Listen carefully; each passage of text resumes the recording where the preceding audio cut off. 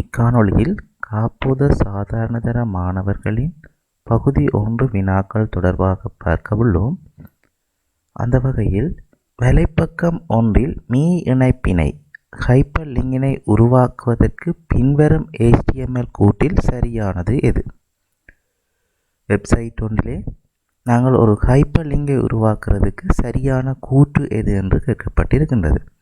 Hyper link ஒன்றினை உருவாக்கணும் என்று சொன்னால் எங்களுக்கு தெரியும் ஆங்கர் டேக் என்று சொல்லிக்கொள்வோம். அதாவது ஏ என்று ஸ்டார்ட் பண்ணுற டேக்கை நாங்கள் பயன்படுத்தி கொள்கிறோம். நாங்கள் இந்த ஆங்கர் டேக் என்பதை பயன்படுத்துவோமாக இருந்தால் அதனை தொடர்ந்து அந்த இணைப்பினை வழங்குவதற்குரிய URL-ஐ உள்ளிடுவதற்கு href என்பது கட்டாயம் பயன்படுத்த வேண்டும்.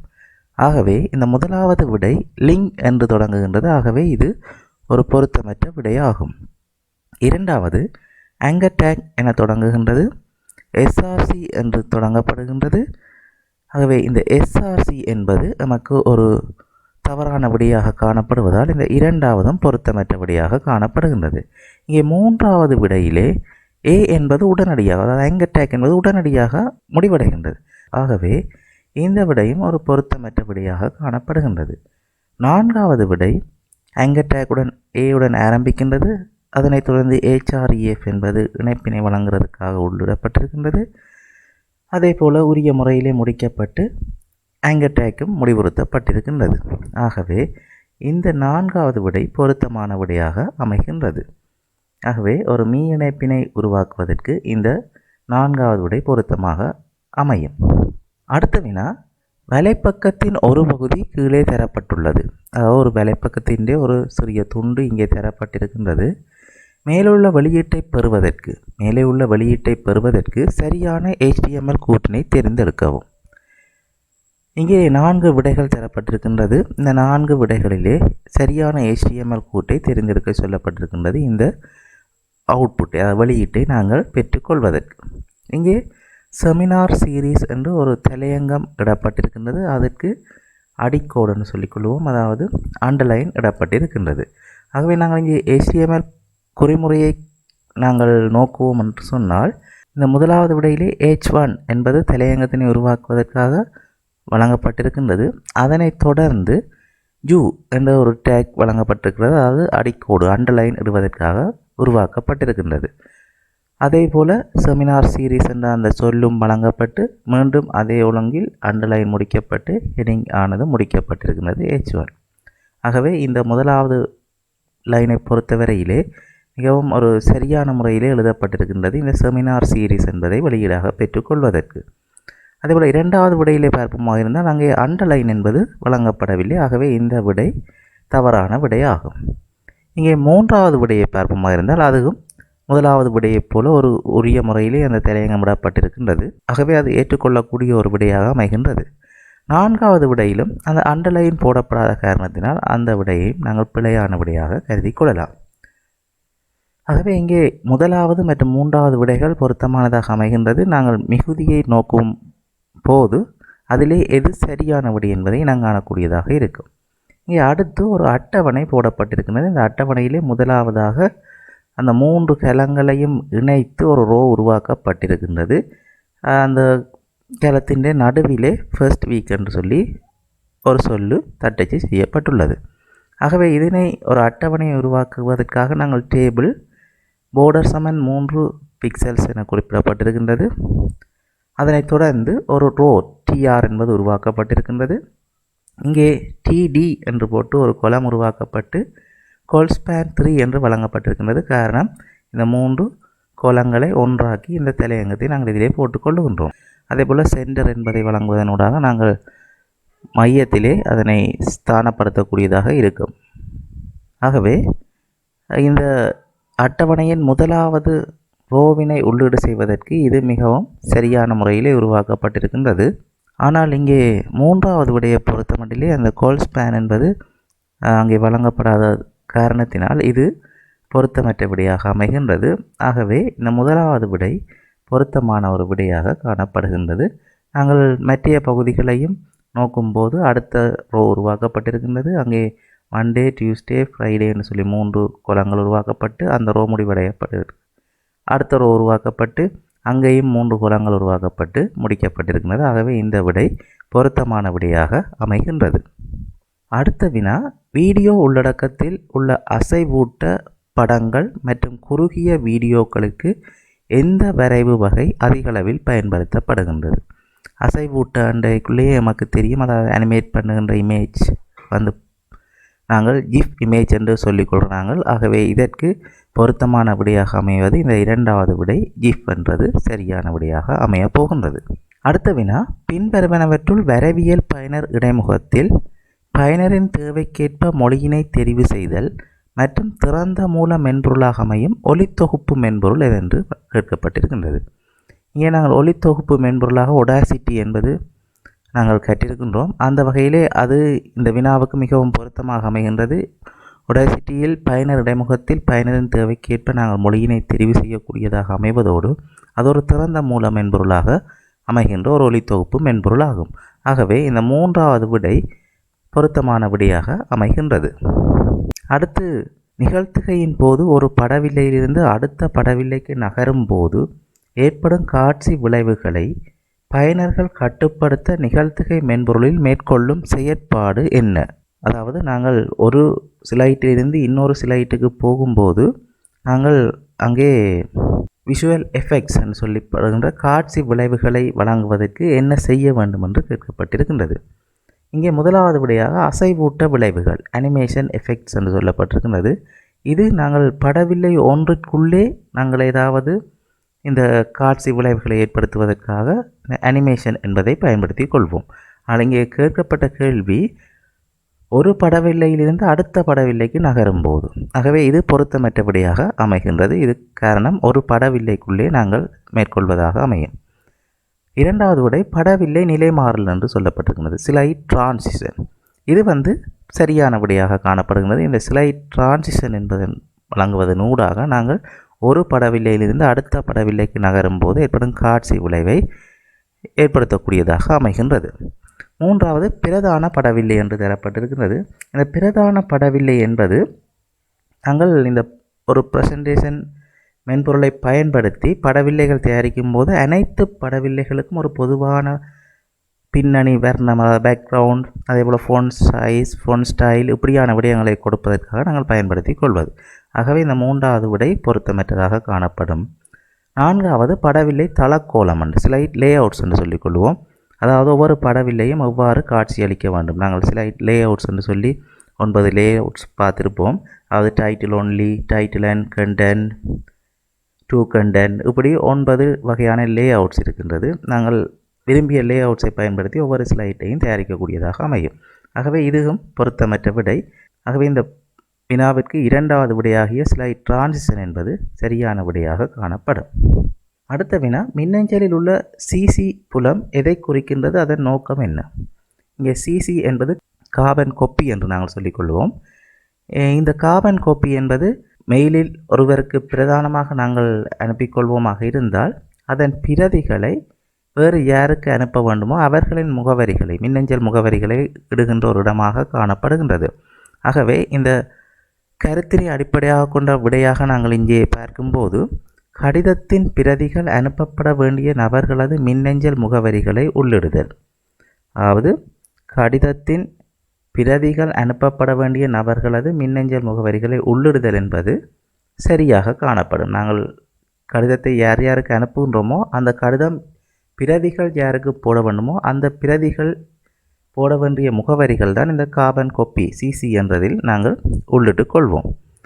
இரண்டாவது விடை கடிதத்தினை அனுப்புவதற்கு உரிய பெறுநரின் மின்னஞ்சல் முகவரியை உள்ளிடுதல். இது பொருத்தமற்றதாக காணப்படுகின்றது. மூன்றாவது கடிதத்தின் பிரதிகளை ரகசியமாக அனுப்ப வேண்டியவர்களது மின்னஞ்சல் முகவரிகளை உள்ளிடுதல். இது பிசிசி என்று சொல்லிக்கொள்வோம், பிளைண்ட் கார்பன் காப்பி. ஆகவே இதுவும் பொருத்தமற்ற ஒரு விடை. நான்காவது கடிதத்தின் பிரதியை அனுப்ப வேண்டிய பிரதான பெறுநருக்கு உரிய மின்னஞ்சல் முகவரியை உள்ளிடுதல். இதுவும் பொருத்தமற்ற விடையாக காணப்படுகின்றது.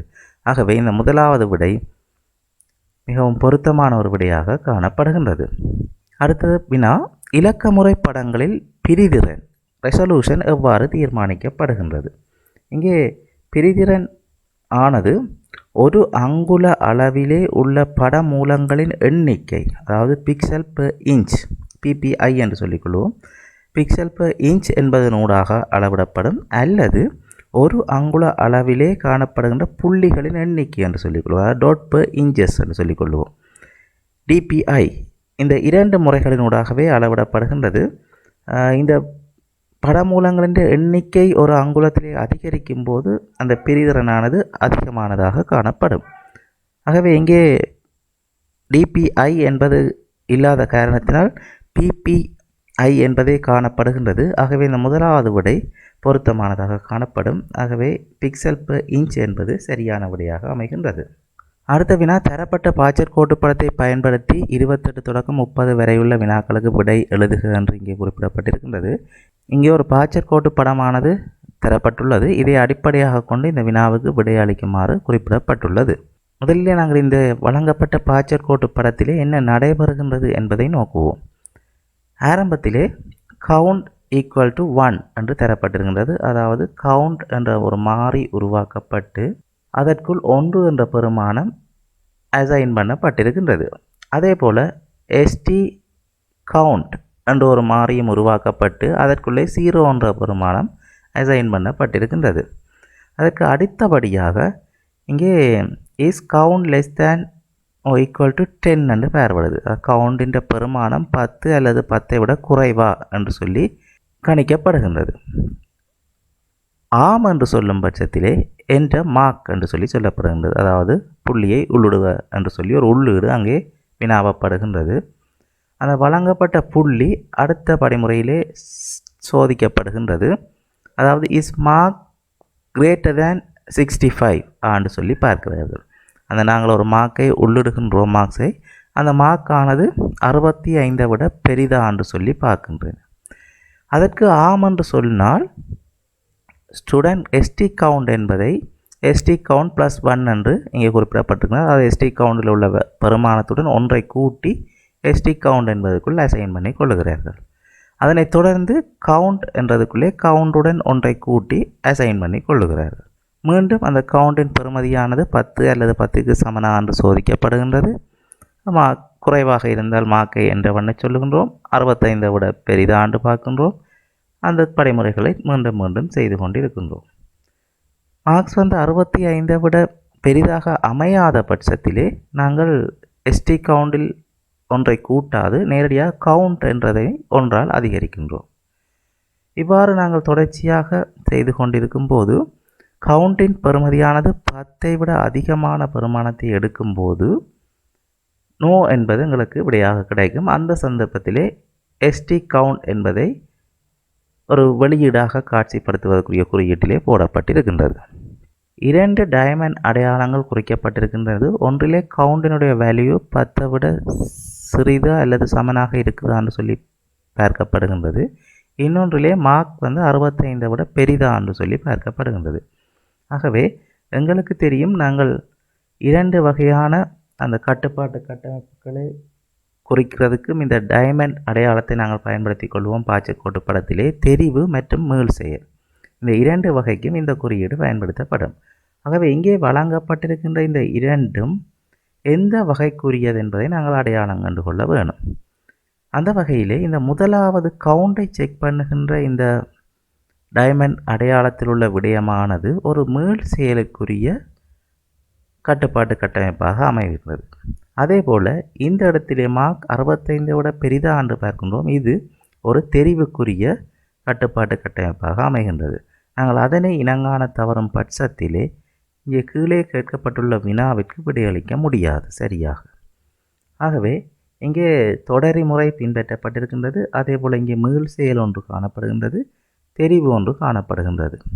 அதோடு இந்த பாய்ச்சற் கோட்டு படத்தின் நோக்கம் அல்லது என்ன தேவைக்காக உருவாக்கப்பட்டது என்று நாங்கள் நோக்குவோமாக இருந்தால் இங்கே கவுண்டினுடைய வேல்யூ 0விலிருந்து 1, 2, 3, 4, 5 என்று சொல்லி அதிகரிக்கப் போகின்றது.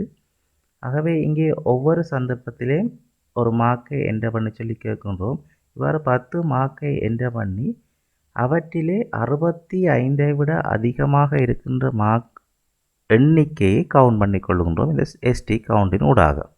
65க்கு சமனாக என்றது பார்க்கப்படவில்லை, 65ஐ விட அதிகமான அதாவது 66 அல்லது அதற்கு மேலே உள்ள பெருமானங்கள். அதை கவுண்ட் பண்ணி இறுதியாக அந்த கவுண்டில் எத்தனை 65க்கு மேற்பட்ட மார்க் உள்ளது என்பதை வெளியீடாக தருகின்றது. அந்த வகையில் இந்த முதலாவது கேள்வி, இந்த பாய்ச்சற்கோட்டு படத்தில் பயன்படுத்தப்படும் கட்டுப்பாட்டு கட்டமைப்புகள் யாவை? எங்களுக்கு இங்கே 3 வகையான கட்டுப்பாட்டு கட்டமைப்புகளும் காணப்படுகின்றது: தொடரி, தெரிவு, மீள்செயல். ஆகவே இந்த 4வது விடை சரியான விடையாக அமையும். இந்த வினாவிலும் அதே பாய்ச்சற்கோட்டு படத்தை அடிப்படையாக கொண்டு இங்கே மார்க் என்பதற்கு வழங்கப்பட்ட உள்ளீடுகள் தரப்பட்டிருக்கின்றது. 50, 35, 65, 64, 70, 49, 89, 70, 67 மற்றும் 65னை உள்ளீடாக வழங்கப்படின் செயன்முறையின் முடிவில் வெளியீடு யாது? அப்போ இந்த மார்க்கை நாங்கள் 10னையும் வழங்கும் போது எங்களுக்கு செயன்முறையின் முடிவிலே வெளியீடு யாதென்று கேட்கப்பட்டிருக்கின்றது. ஆகவே நாங்கள் ஏற்கனவே முதல் வினாவிலே கலந்துரையாடியுள்ளோம். 65 விட அதிகமாக மார்க் எடுத்த எண்ணிக்கையை இங்கே கவுண்ட் பண்ண போகின்றது. வழங்கப்பட்ட இந்த பெருமானங்களை நோக்கும்போது நாங்கள் 50, 35, 65, 64 இந்த 4ம் 65 விட சிறிதாக காணப்படுகின்றது அல்லது சமனாக காணப்படுகின்றது. ஆகவே இந்த எஸ்டி கவுண்ட் இதை உள்ளிடும்போது அதிகரிப்பை காட்டாது. 70 என்பதை நாங்கள் உள்ளிடும்போது அங்கே எஸ்டி கவுண்டானது 1 என்ற வேல்யூவை பெற்றுக்கொள்ளப் போகின்றது. அதேபோல் 89 என்பதை உள்ளிடும்போது 2ஆக எஸ்டி கவுண்ட் மாற்றமடைய போகின்றது. 70ஐ உள்ளிடும்போது 3ஆக மாற்றமடையும். 67ஐ உள்ளிடும்போது 4ஆக மாற்றமடையும். 65னை உள்ளிடும்போது எந்தவித மாற்றமும் அங்கே எஸ்டி கவுண்டில் ஏற்படாது. ஆகவே எங்களுக்கு எஸ்டி கவுண்ட் என்பதுதான் வெளியீடாக அங்கே வரப்போகின்றது. ஆகவே முதலாவது விடையாகிய 4 என்பது சரியான விடையாக அமையும். இந்த வினாவும் அதே பாய்ச்சற்கோட்டு படத்தை அடிப்படையாக கொண்டு வினாவப்பட்டுள்ளது. 70 அல்லது 70க்கு மேல் புள்ளியினை பெற்ற மாணவர்களின் எண்ணிக்கையை பெற பாய்ச்சற்கோட்டு படத்தில் மேற்கொள்ள வேண்டிய மாற்றம் யாது? 70 அல்லது 70க்கு மேல் என்று குறிப்பிடப்பட்டால் அதனுடைய அர்த்தமாக 70 புள்ளியும் அங்கே கணக்கில் எடுக்கப்படும். அதே போல் அதற்கு மேற்பட்ட புள்ளிகளை நாங்கள் வழங்கும் போதும் கணக்கிலே எடுக்கப்பட போகின்றது. ஆகவே 70 என்பதற்கு சமன் என்பதும் இங்கே இடப்பட வேண்டியது அவசியமாகின்றது. ஆகவே இங்கே விடைகளை பார்ப்போமாக இருந்தால் மார்க்ஸ் கிரேட்டர் தேன் 65 என்பதனை marks less than or equal to 70 70 என்று போட்டிருக்கிறார்கள். இப்போ நாங்கள் சிறிதாண்டு சொல்லி பார்க்கக்கூடாது, பெரிதாண்டு சொல்லி பார்க்க வேண்டும். ஆகவே முதலாவது விடை பொருத்தமற்றது. இரண்டாவது விடை சமன் அடையாளமிடப்படாத காரணத்தால் அதுவும் பொருத்தமற்றதாக காணப்பட போகின்றது. அத்தோடு லெஸ் தேன் சிறிதாண்டு சொல்லி மார்க்ஸ் 70ஐ விட சிறிதாக இருக்க வேண்டும் என்று சொல்லி மாற்றப்பட்டிருக்கின்றது. மூன்றாவது விடை மார்க்ஸ் ஆனது 70ஐ விட பெரிது அல்லது சமனாண்டு சொல்லி அங்கே சரியாக போடப்பட்டிருக்கின்றது. சமன் அடையாளம் போடப்படாததால் அதுவும் பொருத்தமற்றதாக அமையப் போகின்றது. இங்கே சமன் அடையாளத்தை நாங்கள் போடாத தவறும் பட்சத்தில் இந்த 70 என்பதற்கு பதிலாக நாங்கள் 69 என குறிப்பிடுவோமாக இருந்தால் அங்கே கேட்கப்பட்ட வினாவுக்கு சரியாக அமையும். ஆனால் இங்கே 70 என்று குறிப்பிடப்பட்டிருக்கின்றபடியால் கட்டாயம் சமன் அடையாளம் இடப்பட வேண்டும். ஆகவே இந்த வினாவுக்கு பொருத்தமான விடையாக இந்த மூன்றாவது விடை அமைகின்றது. மார்க் 70 புள்ளிக்கு விட பெரிதாக இருக்க வேண்டும் அல்லது சமனாக இருக்க வேண்டும் என்பது. நன்றி.